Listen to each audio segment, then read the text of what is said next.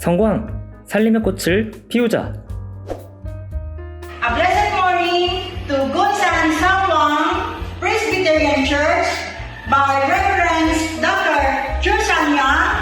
A blessed morning to all of you.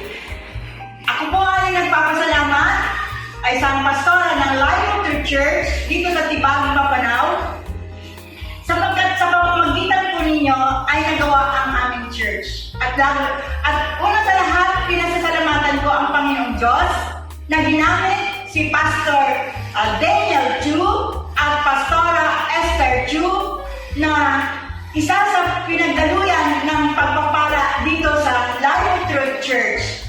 At sa kabuuan po ng local at national church ng Life of Truth, kami po ay taus-pusong nagpapasalamat sa dalawang taong ito na kung saan sila po ay ginamit upang magawa ang aming church ng Life of Truth. Tunay na po na napakahirap ng walang sariling church.